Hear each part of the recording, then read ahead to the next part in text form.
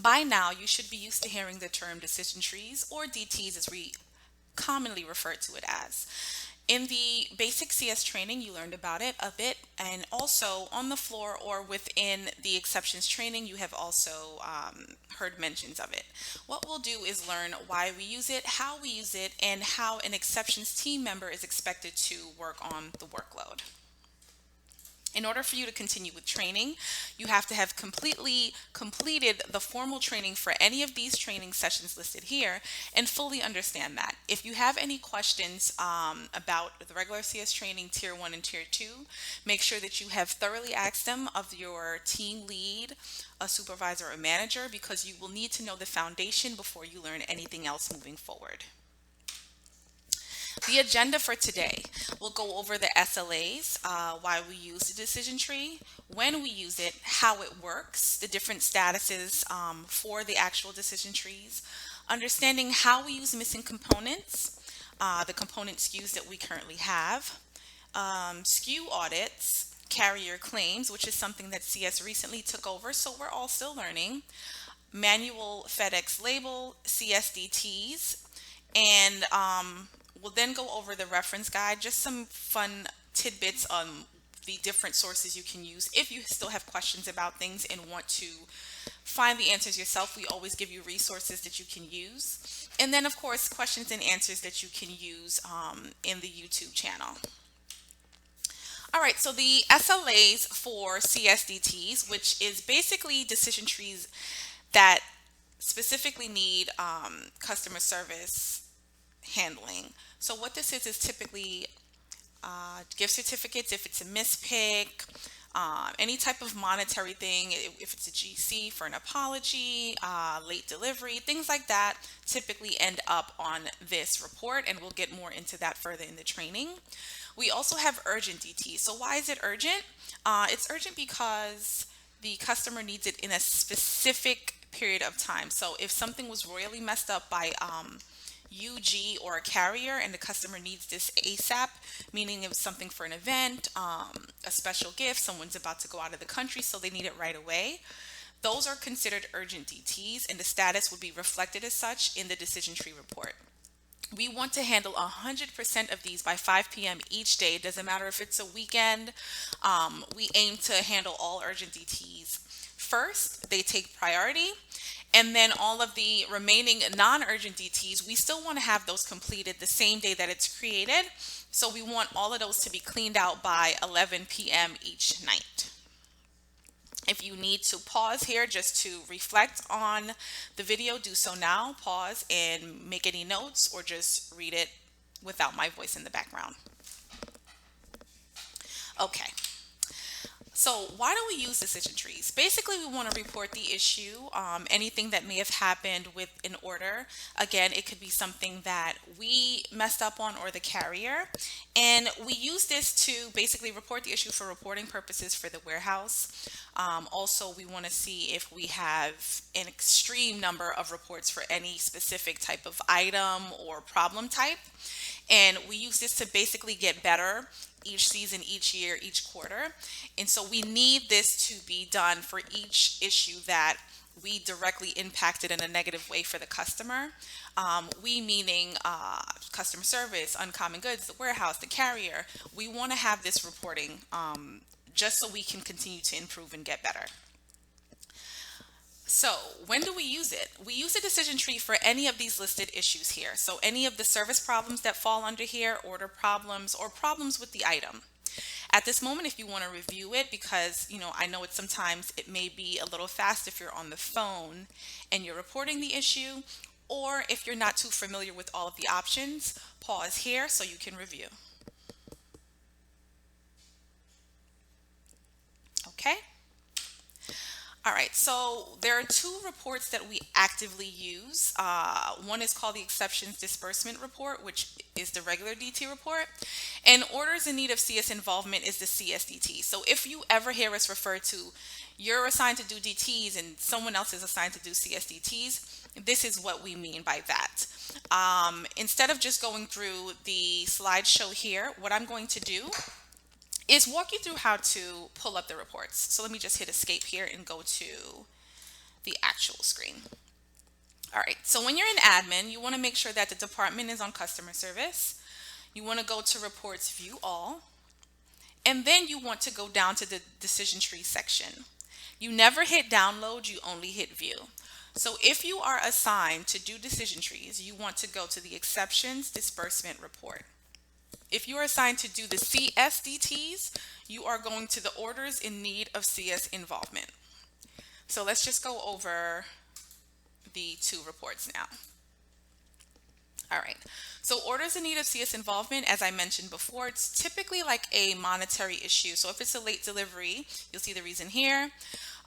We typically just have to refund the shipping. They know it's arriving late. We've reported it for report purposes, and we're going to just make it right. And since it's arriving late, we're going to go ahead and refund the shipping charge on that order. It doesn't matter if, let's say that the shipment was split into two shipments. They paid to receive the order within a given amount of time. Even if one was on time and the other wasn't, they paid to receive the whole order within an amount of time. So you want to refund the complete shipping charge, not partial shipping, especially if it was an error on our part or the carrier. Another reason would be gift box damage. We for sure would, in this instance, again, they paid to receive a completely perfect gift, gift wrapped and on time, and now they have to go out and shop for a gift bag, a gift box, or what have you. So this kind of ruins the experience. So what we would do here would be to refund the shipping costs as well as the gift box charge. Carrier delay is kind of the same as late delivery. We know it's a carrier delay. It's going to mess up the service experience for the customer. So we go ahead and refund the shipping charge. One thing to note when you're going in these orders and you actually do the refund, of course, you're going to pay attention to what the payment type is so you know where you need to refund the customer. You're going to review if there's any taxes. So if it's shipping tax, you can scroll all the way down here. There's two ways to view it. Typically, if there's any shipping tax, it would be broken down all the way at the bottom in admin. If you go into Braintree, and even though this is a PayPal order, if you search this in Braintree, it'll show the breakdown of the taxes charged for shipping. So if we had to refund them and there were any applicable taxes for shipping, it will be $19.95 plus any shipping tax. If we go back and we go to view the gift box one that I just mentioned here, again, this is a PayPal one, we can still go into Braintree to see what taxes were charged for shipping, or we can scroll down. And sometimes it's funny that way where not all states would charge shipping tax. It just depends, but you always have to check to see if you have to refund any shipping tax. Of course, there was product tax added, but here it would just be like the $5.95, and then you would go from there. Let me see here. Oh, okay. So in instances like that, there are some times where we may have to trick the decision tree. So as noted, I did put that the gift box was damaged, but if you go here, you notice that they did not pay for gift boxing. So what you want to do in instances like that, if something is not quite adding up, you would check the problem history just to see exactly why we selected that, and here should be additional notes as to why they selected that. So in this case, it was just the shipping box is damaged, please refund the shipping fee, and this is totally fine. You should always check for additional notes. If you ever go in and there's conflicting information, you want to make sure that you follow up with the rep so you can know exactly what it is you need to do. Once you do the refund, as with anything else, you're going to be clear with your notes. I never want to see refunded shipping. I don't know what that means. I want you to put the complete shipping that you refunded. So let's say that it was $4.95, and let's pretend that this was the shipping tax. So you'd add that up, and then you'd put the complete dollar amount. This is what you refunded. And then in order for it to drop off of the report, this is very important, you have to put hashtag CS completed. And make sure it's spelled correctly. It's case sensitive, so it has to be all lowercase all together, and that's how it drops off the report. This is only in the instance, and again, if it was a real note, we'd add notes and it would save here. But that's only in the instance if it's in the orders in need of CS involvement. If you are confused, Pause the video, go back and just replay it until it makes sense. You have the time to go at your own pace so you fully can understand the workload. Okay.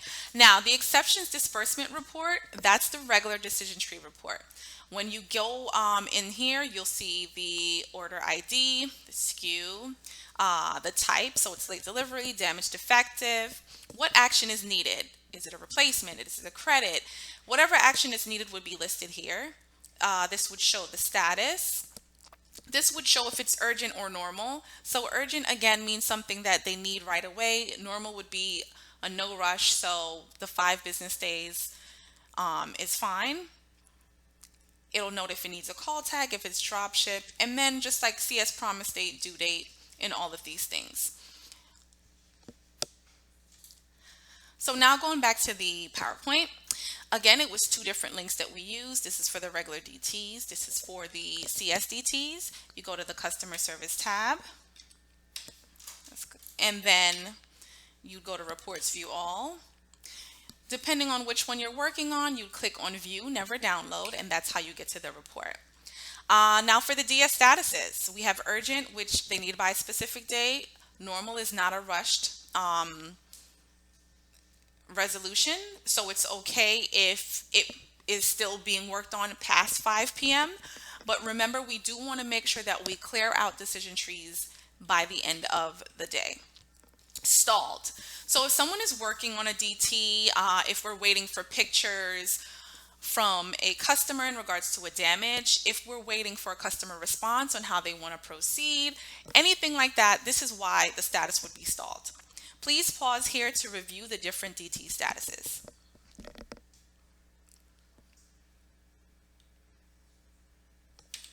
All right, so when you're working in the decision trees, you want to make sure that you're double checking if the customer paid any taxes. We'll always refund a tax on an item or shipping if that's what they were charged, and we're refunding them for anything that was less than stellar with their shopping experience that was caused by uncommon goods or the carrier. If a customer's order arrives damaged and they had gift boxing again, you will be refunding the shipping and the gift boxes, even if the replacement is being sent. This is just something that we're doing because it's right. They did not get their order correctly the first time around, so we want to make sure we're correcting the issue. If a customer's order is arriving late, they must be refunded the full shipping, not partial, full. If the order arrives earlier than promised but is damaged, they are still to be refunded shipping. Meaning, let's say it was supposed to arrive Friday, it arrived Wednesday damaged. We still have a window of time to get a replacement within the original promised delivery time frame. We are still refunding the shipping because they expected to get it. They were tracking their package, it came and it was damaged. So please keep this in mind. If we're sending out a replacement, the slowest method for a no rush is standard. If the customer selected something faster in their initial order, we will match whatever shipping method they selected. If the customer specifies that they need a date, they need the item by a specific date for the replacement, you want to make sure you're selecting the appropriate date. Always make sure that you're checking the calendar, the time that you're placing the order. And before we promise anything, we also want to make sure that we check that the items are available. This is very important. Before you continue, please pause and review these notes.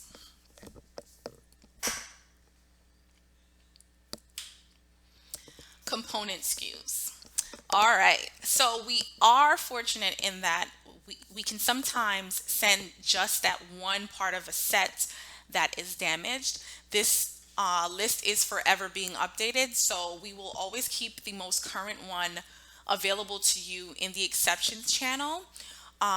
You can pause here to review it, or you can look at the pinned documents within the exceptions Slack channel so you can see exactly what current components we have. What happens is when the DT is created, we want to check to see if we have components for it. So if someone ordered a set of the wine glasses and they come in different colors, but only the orange one arrived damaged, we can only send the orange one. That's fine. However, we do have to keep in mind that for the majority of our items, we do not have component SKUs. If they are not available and it is something that is not broken glass or broken ceramic, if it's over $50, we need to get it back so we can then send them a complete set. Now let's talk about SKU audits. There may be some instances where we get multiple complaints about the same item, in which case it may just be that the current inventory we have of that particular item may be something we need to look into. So you have to request a SKU audit. What will happen is ITC will go in, audit the SKU, and then see if there are any issues with the current inventory. We need to do this just to make sure that, let's say a person received 2 replacements already and they're just like, hey, what is the issue? I told you that this arrived damaged. I keep getting it damaged. We probably should look into how we're packaging the item, or to check if the current inventory is already damaged and maybe it's not something that's happening in transit. Whatever the case may be, we want to always look into that just to see what the issue is. In order for you to do a SKU audit, you have to go here, go to fulfillment. You will scroll down and click on SKU audit. Once you get to this part, there's a few things that you need to note. You can see the ones awaiting action, the ones in process, and the ones that are stalled. Also, you'll see the recently completed ones, and you can click on that to get information to view the audit log. When you're adding a new one, you're going to click here. The reason for the audit, you would select it. So typically we would do because of a defect or a damage. So let's just say it's a defect. What is the priority level? Typically it would be normal, unless it's something that's super urgent because something just randomly explodes for 3 customers. That is something that's urgent. So if it's something like that, you'll know when to use the actual priority. I would prefer us to avoid using low, so it would either be normal or urgent. When you're writing in the SKU, let me just show you, you'd put it here. You want to make sure that you're adding it from here so you'd be able to continue. So this little box will always come up. You want to hit add. And then you want to select 10%. If we have 3,000 of a particular item, I'm not expecting them to do 3,000 checks unless it's something that's really severe. So for the most part, you would be selecting the 10% of inventory. Specific notes. You would write exactly what the issue is, if there were prior replacements sent, whatever it may be. Include all of that here. Be brief, be to the point, and include all necessary information that ITC will need to know.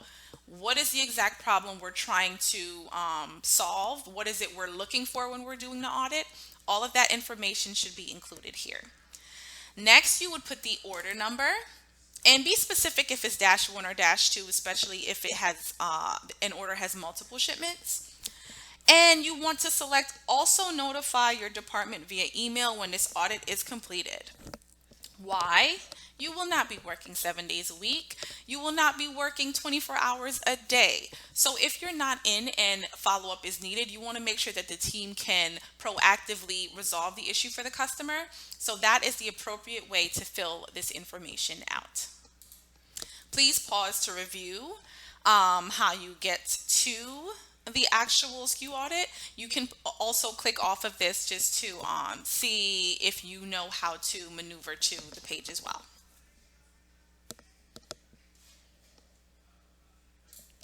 Now let's go on to carrier claims.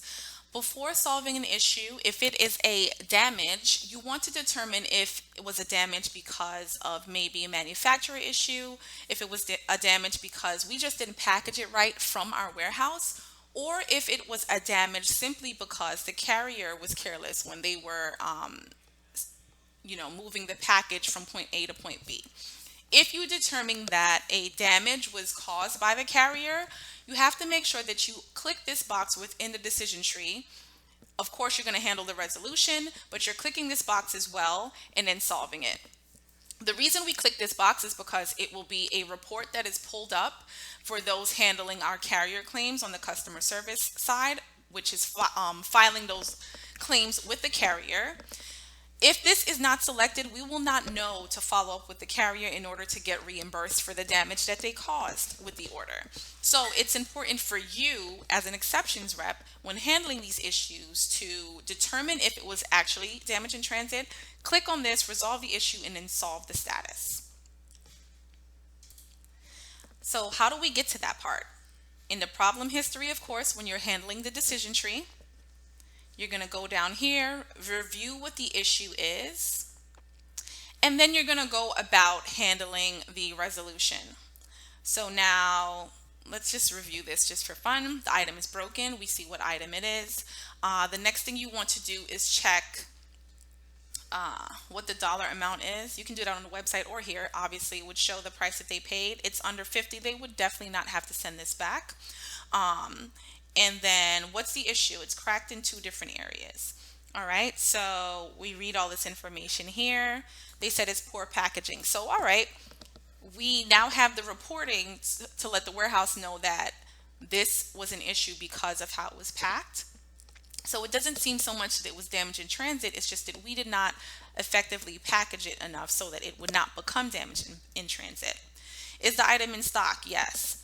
Okay, so the one thing you want to check is at the time that this person created the decision tree, the item could have been in stock, but you also want to check by the time you are trying to resolve the issue if it is still there. If you go up here, the quantity shows how much they actually purchased.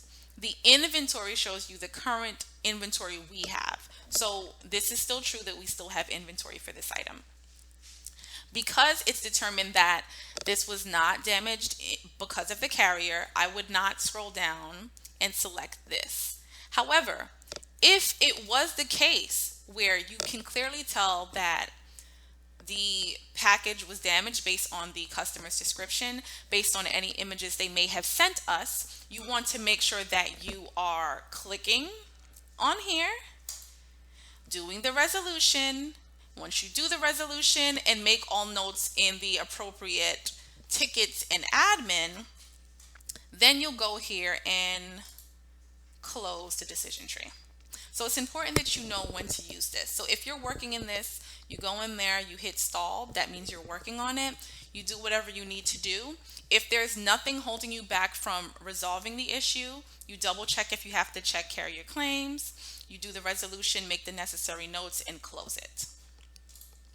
The only additional step you would ever do here is if this was the a decision tree on the CSDTs, you wouldn't even have to be doing all of the making the new replacement order. It would just be something simply to refund.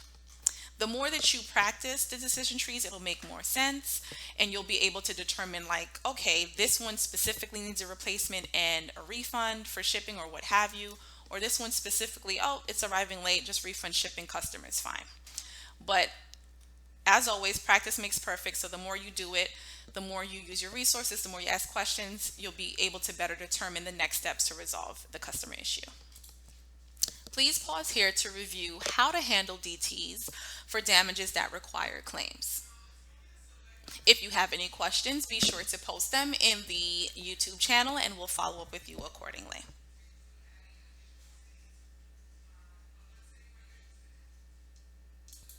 Something to note is we don't necessarily need to stall DTs for items that are over $50, only because we're getting it back anyway. So we may not need to wait for the customer to send a photo because we will be getting the product back. It's not something where it's under 50, they're not sending it back. We need pictures for proof of the damage. If it's over 50 and we're getting it back, we don't have to stall it if they're sending it back to us. We also don't necessarily need to stall DTs for broken glass or ceramic. This will be handled on a case-by-case basis. Again, as I stated, the more you do it, the more you practice, the more it will make sense. But if it's ever a damage, regardless of the price, we want to ask for pictures.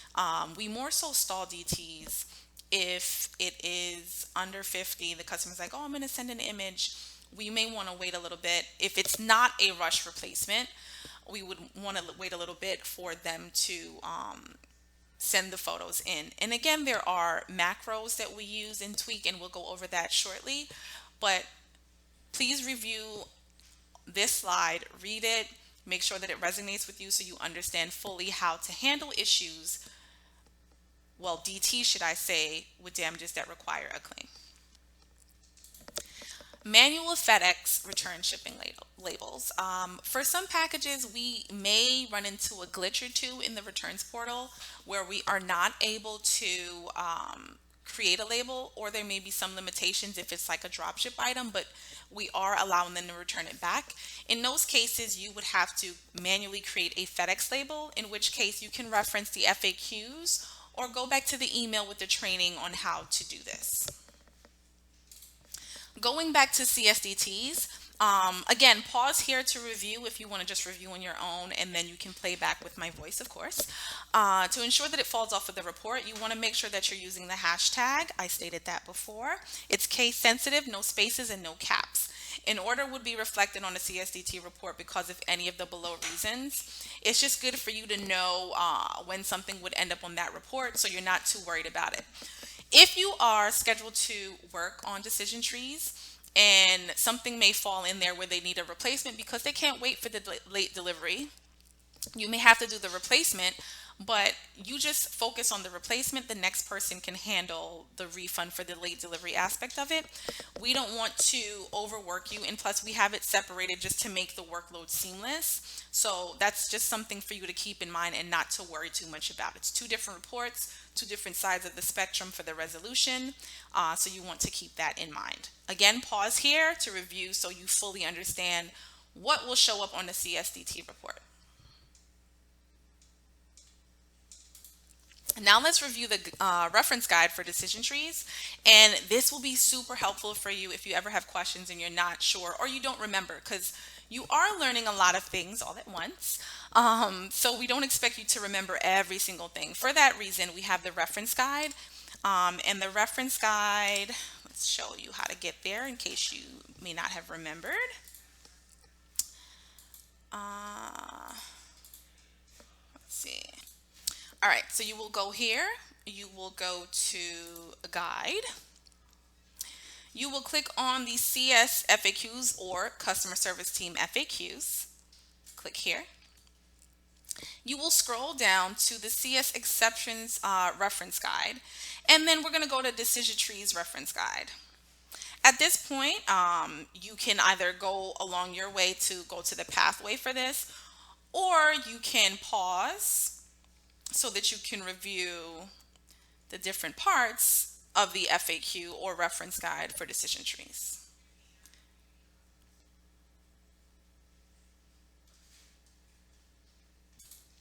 All right, so it's time for you to take the quiz. Be sure to take your time, reference your notes, play back the video before you take it, use all available resources. It's an open book test. Again, we say it's a lot of information. That's why we give you as many resources as we can. And good luck. I know you can do it. And let us know if you have any questions after the fact. Again, only take the quiz one time. If you do not pass, 90 is passing. We'll follow up with you with next steps.